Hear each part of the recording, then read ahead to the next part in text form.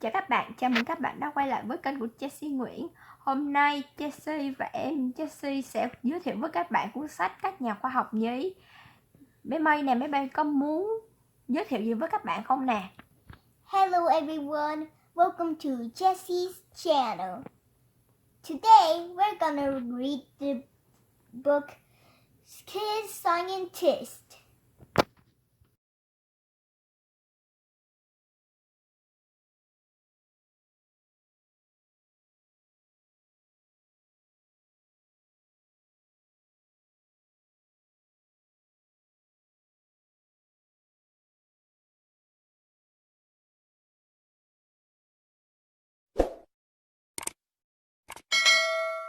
Washington Carver, the Plant Whisperer. As a boy, George Washington Carver talked to plants so he could learn their secrets. As an adult, this trailblazing African-American botanist discovered hundreds of uses for just such everyday crops as peanuts, sweet potatoes, and soybeans. His remarkable journey from enslavement to scientific immortality began in his very own secret garden. George Washington Carver was born into enslavement in the mid-1860s. Shortly before the end of American Civil War, his parents, Mary and Giles, were enslaved by the frontiersman named Moses Carver, who have immigrated to the United States from Germany years earlier. On the freezing cold night in the waning days of the World War, infant George lay sleeping inside a small log house in the town of Diamond Grove, Missouri. Without warning, a band of bushwhackers sneaked into the nursery and snatched him from his cradle. This brazen kidnapping set in motion a chain of events that would change George's life forever. The kidnappers were slave traders from Arkansas who objected to Moses Carver's support of the Union Army. George's mom and sister Mary was also abducted in the same nighttime raid. His older brother Jim managed to escape in the woods. The kidnappers fled back to Arkansas, where they planned to sell George to another slave owner. But Moses Carver hired a Union Army scout named John Bentley to track them down and bring them back. A week later, Bentley returned to the Carver farm. He had located George, who has come down with a bad case of whooping cough and was close to death. George's mother and sister were never found. George was now without any parents. Back when he was just 2 weeks old, his father has been killed in a wagon accident. I'm sorry, Mr. Carver. I was able to find little George. Nursed back to health by Moses Carver's wife, Susan, and united with his brother Jim, George faced an uncertain future. The Civil War has ended. Slavery was abolished, and all enslaved persons in Missouri were declared free. But George and his brother has no parents. The Carver decided to raise George and Jim if they were their own children. Aunt Susan, as George called Mrs. Carver, took care of him, but he still missed his mother. Sometimes George would sit beside her old spinning wheel in the Carver home and try hard to remember what she was like. George felt the after effects of his bout with whooping cough for the rest of his life. He had difficulty breathing and was never as physically fit as Jim, who worked out in the fields alongside Moses. George spent most of his time indoors, where Aunt Susan taught him how to read and write using a Webster Elementary spelling book. She also showed him how to knit and crochet using a needle he had fashioned from the turkey feather, and how to care for plants and flowers that grew in the family garden. The term green thumb could have been invented for George, who came to specialize in nursing diseased plants back to health. One time, Jim found George in the garden, pressing his cheek against the sickly rosebush and murmuring words of comfort. "What are you doing to those flowers?" his brother asked, to which George replied, "Loving them." "Anything will give up its secrets if you love it enough," George would later say. George even started his own secret garden in the brush outside the Carver house, so that he could pay a closer attention to what he called his floral beauties. At first, people snickered at the little boy who talked to flowers, but his caring approach paid off. Before long, the Carver's neighbors started coming to George for help with their own gardens. They dubbed him the plant doctor. When George was well enough to venture outdoors on his own, he spent most of his free time in the woods, marveling at the abundant wildlife. "Miljo, don't turn around, but that kid is staring at us again." I wanted to know what the name of every stone and flower and insect and bird and beast, George recalled. "I wanted to know where it got its color, where it got its life, but there is just one problem. There is no one to tell me," he said. George tried to look things up in his spelling book, but it didn't have the answers he sought, so he started collecting specimens during his trip into the forest.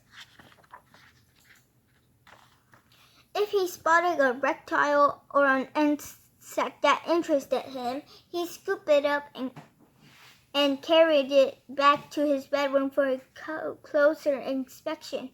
The first time he showed in the house with a frog in his pocket, Aunt Susan was furious. After that incident, she made George empty out his pockets before he could go inside the house. "But it's not a frog, it's a toad."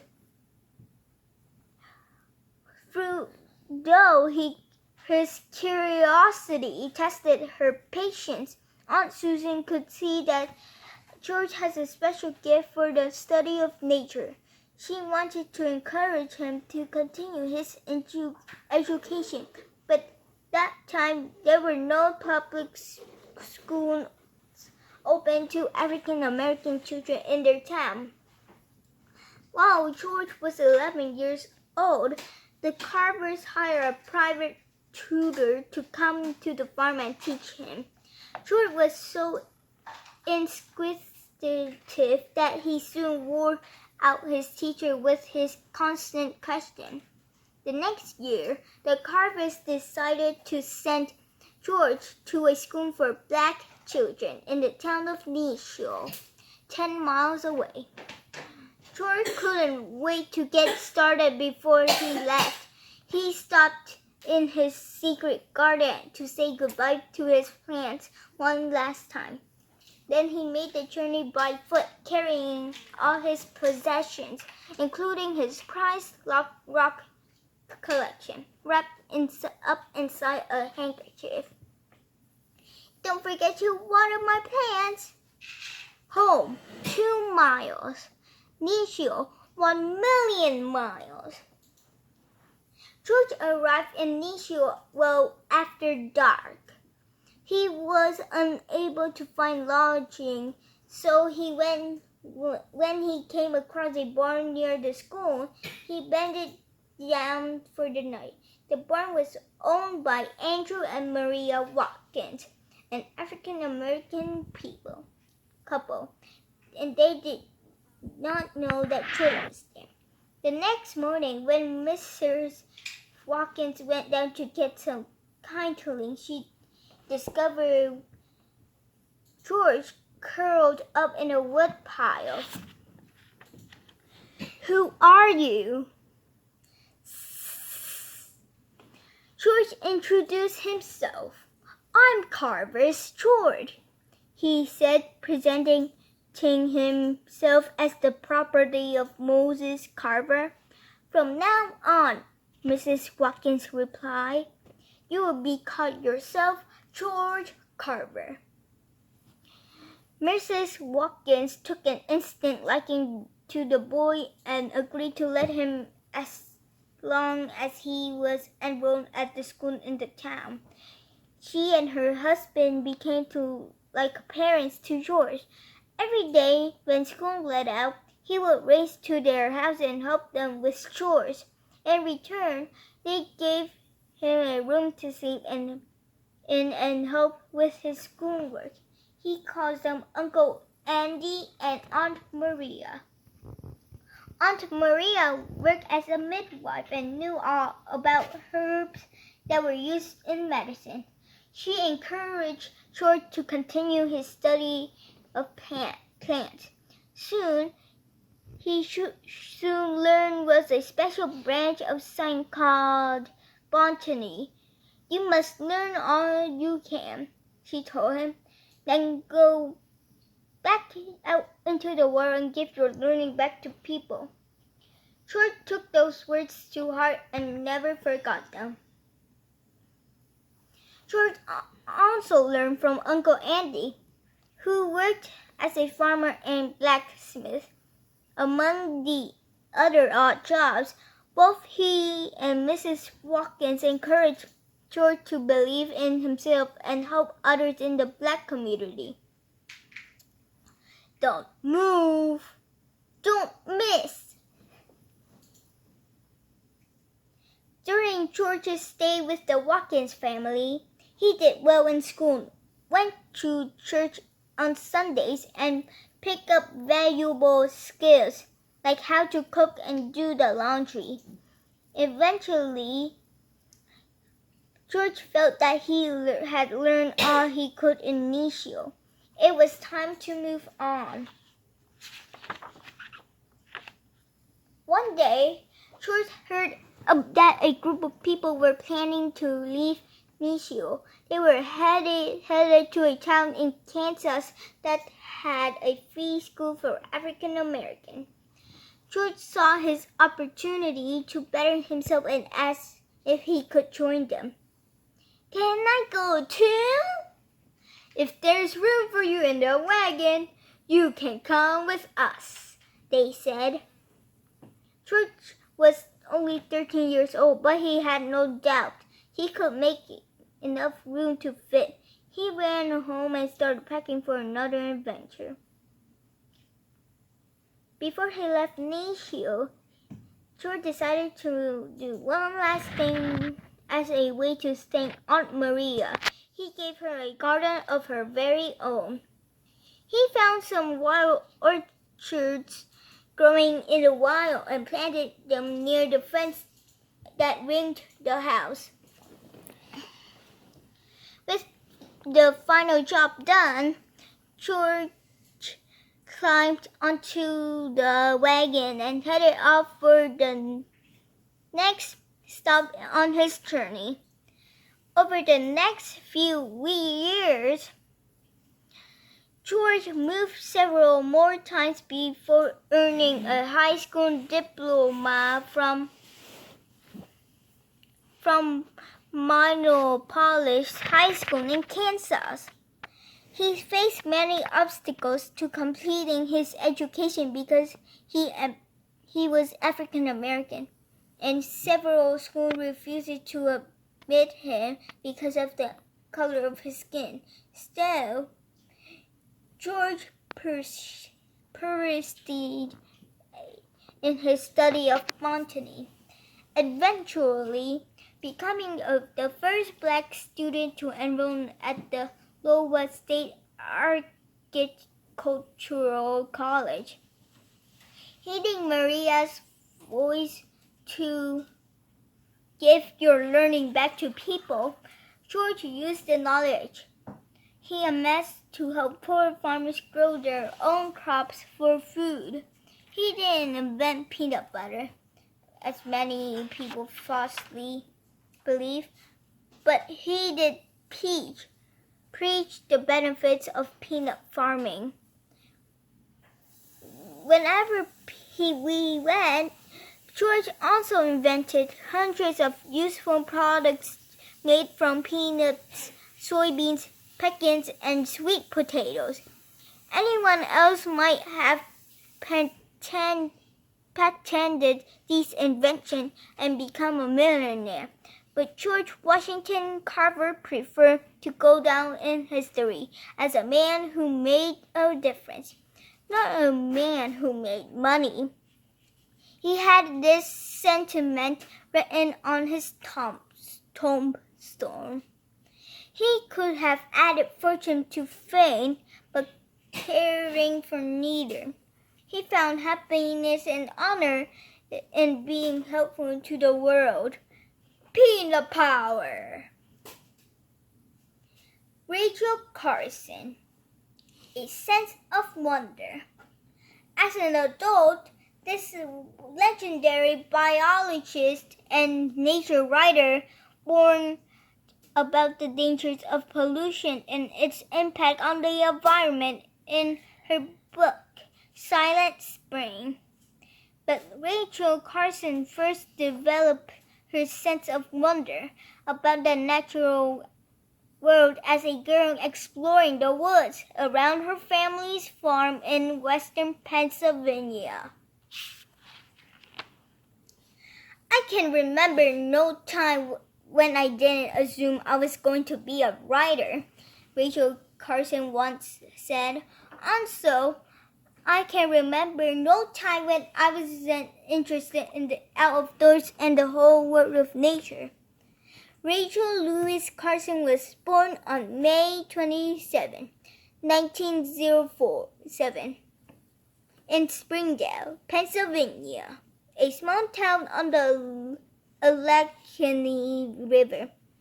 Her mother, Maria, was a teacher. Her father, Robert, was an insurance salesman. The youngest of the 3 children, Rachel grew up in a farmhouse surrounded by many acres of woods and apple orchards. As soon as Rachel learned to walk, her parents encouraged her to play outside. Mrs. Carson especially took a keen interest in the natural history. She considered the woodlands a vast laboratory where her children could learn all about the plant and animal life. Every morning, Rachel's mother woke her up early so she could listen to the birds singing outside her window. On the walk to school, Rachel would talk to the birds as if they were her neighbors. How's the weather up there? Sometimes her mother would accompany her on walks through the woods and teach her the names of the flowers, birds, and insects they encountered.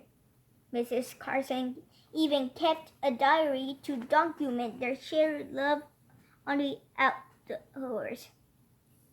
One of their walks together, Rachel noticed that the sky above the tree line was sickly gray color. Her mother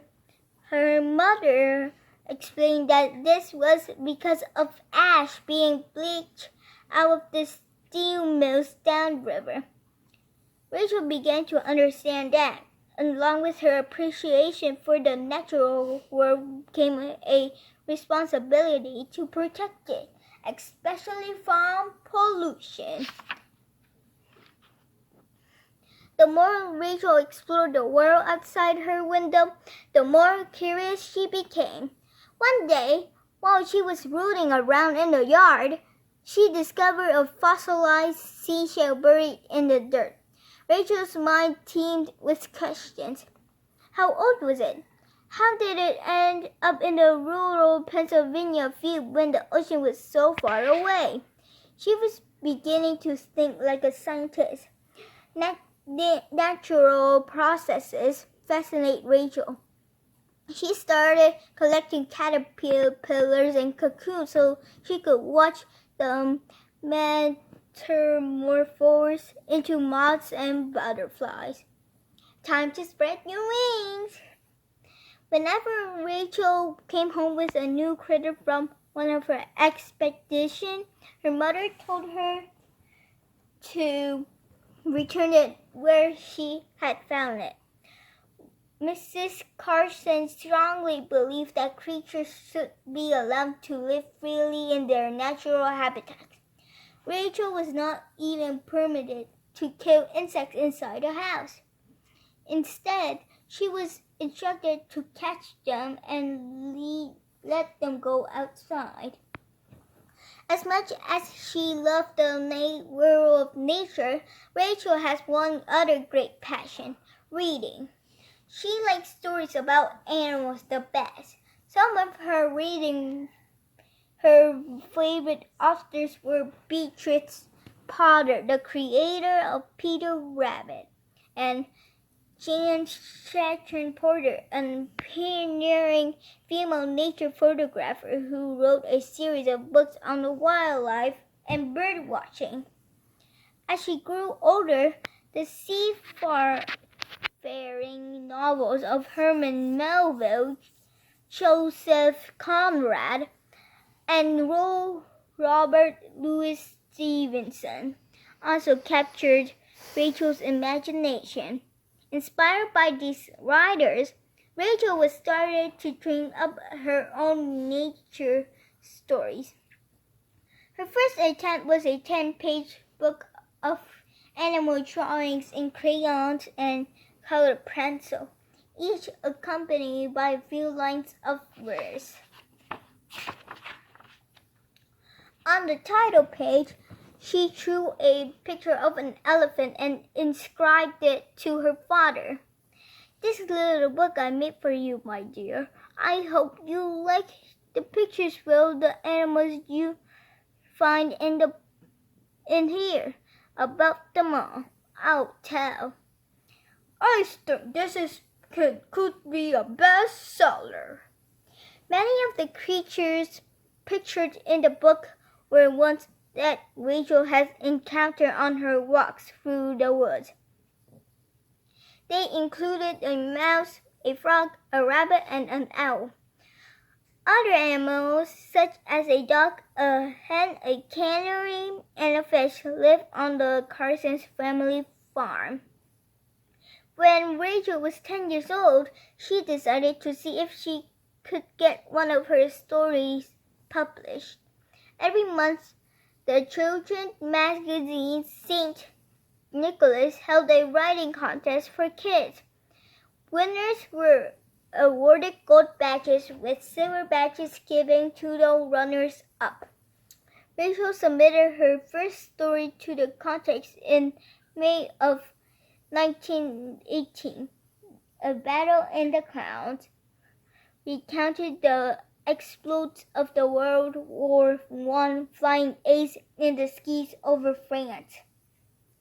Her mother certified that this story was written without assistance by my little 10-year-old daughter, Rachel.